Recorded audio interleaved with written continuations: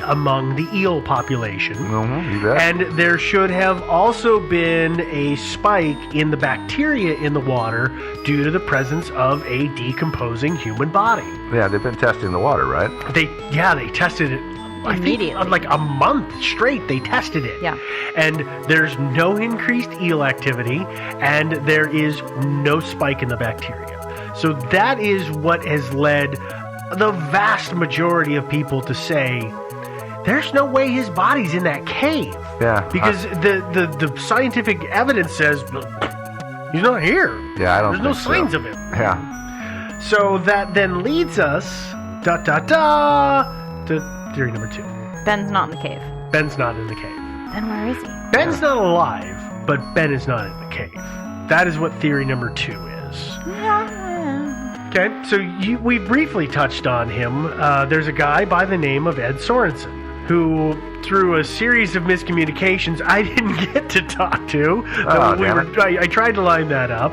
But Ed is in that area and among cave divers.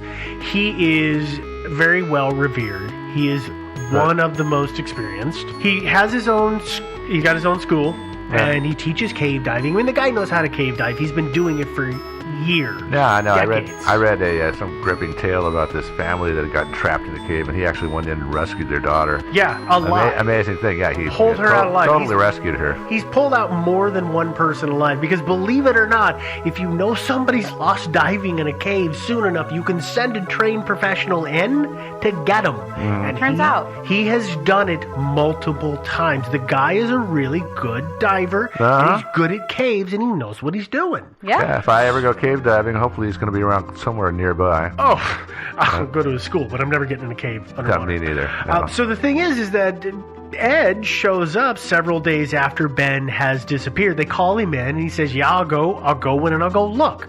And he's got better equipment for cave diving than Ben had. He's got the experience. He also was using a underwater propulsion device, one of those little skimmer things. One of those little torpedo things that's got the hand grips on. Yeah, I've always wanted to have one of those. Ever since I was a kid and I watched Sea Hunt. Yeah. Where he used stuff like that. So he shot himself down through there so he could cover ground faster. And then he started diving the cave. He was dropping tanks along his way, so he had tons of air supply with him, not the band. And then he's looking all over, and he's the one who went to 1,700 feet back. Yeah. And he said, listen, there was no signs of anybody in that cave. So he is one of the huge proponents of... He's the one. The guy's not in the cave. Yeah, he says... I didn't find him, and I found everybody else that got lost in the cave. I kind of got to say, well, Ed probably knows what he's talking about. Yeah, I would say I would say so, yeah. So he ain't in the cave. Well, that solves that problem. Actually, it doesn't. It then brings us to a gentleman that we mentioned briefly earlier, which is our resident skeezy character in this story. Oh, yeah, the owner, right? The owner, Lowell Kelly. Yeah. So the guy The late Lowell Kelly. The late Lowell Kelly. So Mr. Kelly, as we said, was the owner of Vortex Springs. And... so he says that he was there the night that Ben disappeared, later than Chuck and Eduardo. And he said he didn't see Ben, and he didn't see anything hinky going on, except for that random drunk guy he says walked up at sunset and wanted to go diving. The drunk guy, by the way, is only in Lowell Kelly's account. I've never seen him anywhere else. And he supposedly walked onto the site, which is not easy to do. So I sort of discount the whole drunk guy thing, but Kelly says maybe that guy was responsible for what happened to Ben. Oh, is that what he said? Well, it's alluded Kind of to. infers it. I discount that right away because on foot and drunk is a long way to go to get in there, and so it just kind of out in the middle of nowhere. Yeah, it doesn't add up. Yeah. So then, but Here's why I don't like Lowell Kelly in general, besides the fact that I just think he was a bit of a dirtbag, is that he had an employee that he said owed him thousands upon thousands of dollars. And by the way, I don't know the date that this happened. What I'm about to talk about, it's prior to Ben's disappearance. We know it because he got into legal trouble. But what he did is he had an employee who he said owed him thousands of dollars. He got that employee into his vehicle, we believe under duress, took them out into the swamp, Everglade woods, something, and then attempted to extract the money from them with a baseball bat. Yeah. Yeah. Except that employee managed to get away, and Lowell Kelly only earned himself a bunch of charges, kidnapping and assault being two of them. But he got away with his probation. He got 7 years probation. He got very lucky. He only got probation. and he didn't even have to serve all that. He didn't. Well, I don't know if that was the lucky part. Yeah. Yeah. I don't think he had very good luck because a year after Ben's disappearance, we're looking at 2011. There's a barbecue happening at Vortex Springs, and according to the story, and I'm using air quotes here, he fell down some stairs. Take that to mean whatever you want. All I know is that he was injured. Somebody gave him a ride home and put him in his bath that night. Somebody else showed up at his house the next day and found him in a very bad state. In a coma. Well, I don't think he was in a coma quite at that point, but then they took him to the hospital. And He was slipped in a into coma. one, yeah. He died within a month after that. He was in hospice for basically a month. Head injuries is what I have to infer this whole thing means, is he fell down the stairs and wailed his head quite severely. And this is one of those cases where you think, well, if instead of taking him home and helping him out of his clothes and helping him in a shower and then laying him down in his bathtub to sleep it off, if you'd just taken him to the hospital, he might have lived. Might have been a good idea. Yeah. But he did try to beat money out of a person with a baseball bat, so I don't know. It might not have been the person who was helping him's call. He may have said, if you take me to the hospital, you're fired. Yeah, he could. I mean, this guy seems to have had some very irrational behavior to begin with. I'll be honest, I don't necessarily think that he was in a cognitive place to say things like that, but maybe I he was. agree entirely with that. So Mr. Kelly passed away. So anyway, so he is a suspect for you? Well, he's a suspect because let's run down this road. Let's say that Eduardo and Chuck let him in the cave, well, Eduardo specifically, and Ben goes in, and Ben drowns. Well, the water, it's an upwelling. It's all coming out of the cave. And it's entirely possible that Ben's body was pushed out of the cave.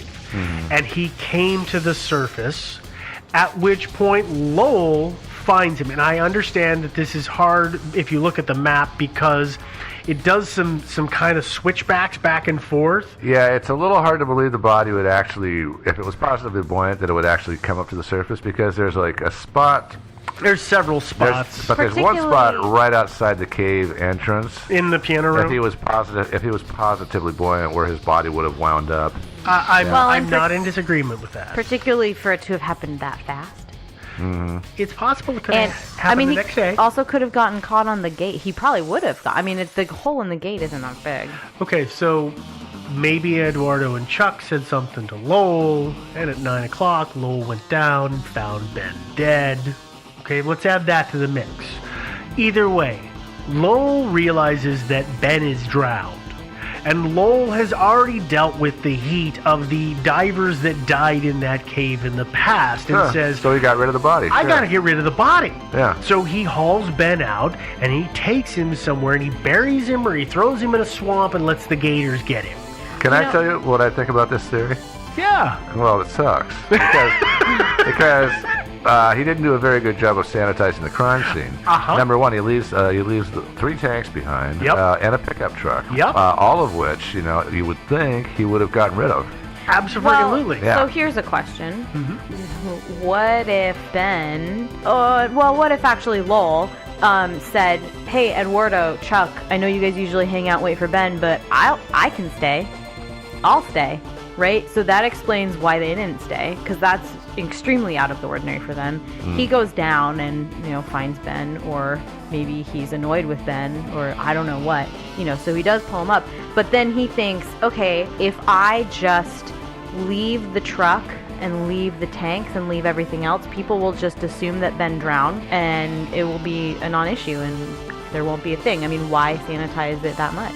Well, because he's trying to...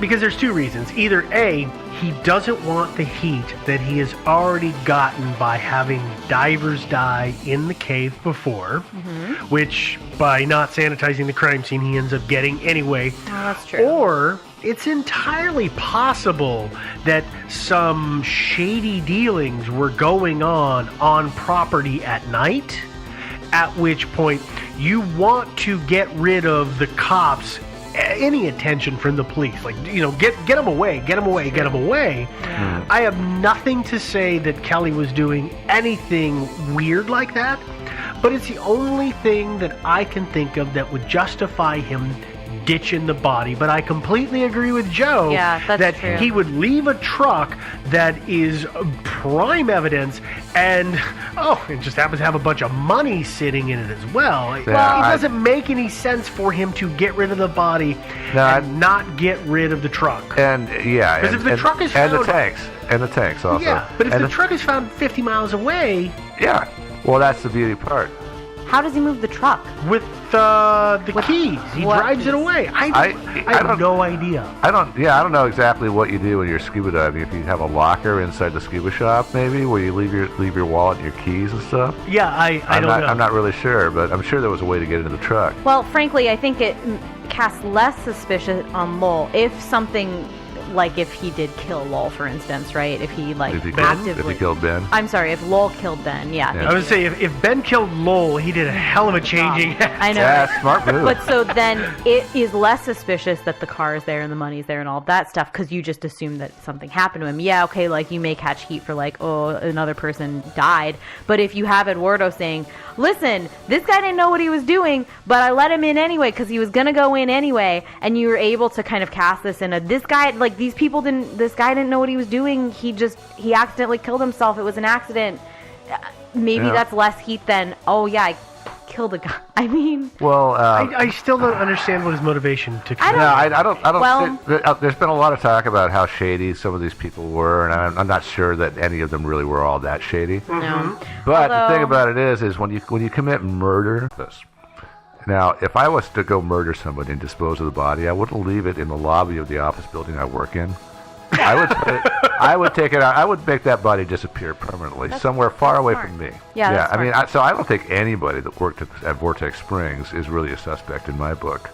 But if you were somebody who hung out at Vortex Springs and you happen to know Ben, and he's spending a lot of time, in that cave pushing the envelope and stuff, and for some reason or another you kill him either deliberately or accidentally, well, you get rid of the body and then you go park his truck and drop some tanks into the vortex. So there's one spot, if you dropped him in here, I don't think a tank would roll all the way down to the gate. I mean, if it got past this one... So what Joe is pointing to is the map. The map. And on the map, there's a bit of a bend in the base of the bowl before it rolls into the actual cave itself. Yeah, essentially. And I don't think, Joe, I think what you're getting at is it is nearly impossible for somebody to be able to, from the surface, toss a set of tanks in it would have and to be have them get all the way to the bottom it would have into to be, the cave entrance. It would have to be a diver. Yes. It would have to be a diver. Yeah, but here's the thing, though, is that if you got to that cave entrance point, this point right here where it narrows down, and you just rolled that thing down, it would go all the way to the gate, and it wouldn't go any further. It can't roll any further because there's a gate there. So you can drop it there. So I'm just saying, if somebody wanted to kill him, if somebody wanted to disappear him, disappear him, and then totally misdirect everything. You take his truck, you park it there, and you put the tanks in the vortex, and then in the spring. I guess we don't know that. I mean, we don't know actually that he didn't successfully complete his dive that night and leave and go home. We don't know that. I was just going to say we don't know with 100% certainty that what Eduardo and Chuck saw was in fact Ben. That's true too. I mean, I assume they sort of knew they identified him because they knew what his gear looked like his wetsuit and his tanks. Yeah, maybe that's how. But it could have been somebody else in his stuff. Mm-hmm. I guess that is possible. If you were reasonably close. So are you? Okay, I just want to ask a question because I'm not sure if I know where you're heading here. Are you saying that it could have been Lowell in Ben's gear? Not just Lowell. I'm just saying if we're gonna say somebody killed Ben and disposed of his body, then they created this whole other thing, right, that Ben maybe didn't actually do. Maybe Ben had been dead for hours. Maybe he had not been dead for hours. That's a good point. But a decoy story was set for him to set up the idea that he... I know! And you're laughing. Which pill? Was it the red blue pill or the blue pill? Right. Like, you just totally... Totally, absolutely. But I'm just saying that it is possible because it is... No, it's a good point because how do you identify a guy? By his gear, I'm assuming. Probably. That's because for the most part in the dark, yeah. Yeah, so they. But although what, if I saw the guy, based on the video we saw, if I saw him several times, it's a pretty unique setup. His specific helmet, his mask, because not every mask is the same. His tanks, but it's his gear. It's his gear. So, if somebody dressed in Ben's gear, even if they were not 6 feet and 210 pounds, if they were kind of close, it'd be pretty easy in that much dark to just say, "Oh yeah, it's Ben." Yeah. So all this guy was doing is what that guy was doing. He was just placing the truck there and taking the tanks down to plant them. Right. And, it's possible. Yeah. I mean, it's not totally likely, possible. but it's possible. Yeah, and I think the reason probably the tank wasn't any further than the gate is that guy, whoever it was, and again, this is all hypothetical, really didn't want to go past the gate. Maybe because they didn't want to get lost in the cave. Yeah, exactly. So I'm just gonna drop it right here. That's good. Mm-hmm. And then leave. Hung out down in the piano room for a while. Just hung out for a while, and then Played with their iPod. Yeah. And then eventually, after it's dark, you slither on out and slither on and walk home. Yeah. And that, in fact, it might be that. So how far? The talking box. Mm-hmm. How far down is that? Vertically? Yeah. I think it's 40 feet. Yeah. It's. I think that it's any regular diver can get to that box. Yeah. So my understanding is that so if you hang out down there and you go through your complete decompression routine, and then my understanding is that the two tanks, they found one down low and one up on the platform where the talking box is. Now imagine you just parked the truck there, so you're going to have to hoof it. You got to walk a ways, and you got to take those tanks with you, or you can just leave them behind. So whoever it was could have just left them on the platform at the talking box and then just swam up to the surface and gotten out that way. So that's just a rough theory. But I mean, we're in Conjecture Canyon at this point. Oh, for sure. Very much so, yeah. But I think that foul play is quite possible here. So I think we've covered that theory enough. Yeah, I think we beat it to death. Yeah. Yeah. Let's go to our final theory. Let's dive into it. Okay. Which is that Ben ran away and started a new life. Yeah, he's living on a farm with Dorothy Arnold and Amelia Earhart. I know that every disappeared person story comes across as, and they left to start a new life. This one's actually pretty good. This one's actually got some legs under it. Small legs. Yes, they're short legs. So, it's a very short theory. So we talked about this a little bit already, is that there's a documentary out there called Ben's Vortex. And we haven't really we've talked about things we saw on it, but what it is, it's a husband and wife team of documentary makers who also happen to be divers. Well, one of them is Well, they're both divers. Oh, yeah. Jill, the wife, is a cave diver. Professional cave diver. And then her husband has enough sense not to do that. Yeah. Robert McClellan, he is not, but he is a diver.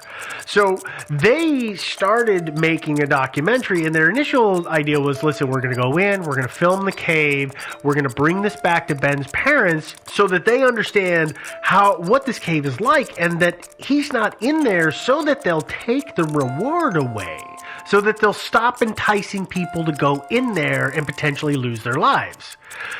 Now, over the course of their documentary, Jill changes her position 180 degrees. She comes to believe that Ben is in the cave. based on his maps, but her husband, Robert, he still to this day thinks that Ben just skipped town. I appreciate that bit about this documentary the most is because they don't follow a common line. They don't, and she outright says, like, I really want to say he's not in the cave, but I think he's in the cave, which is crazy. Yeah, it is crazy because especially because her husband even says, "Sorry." No, go ahead. But her husband even says, "You are the one who presented me with all of the evidence to say that he is not in the cave, which is why I think he."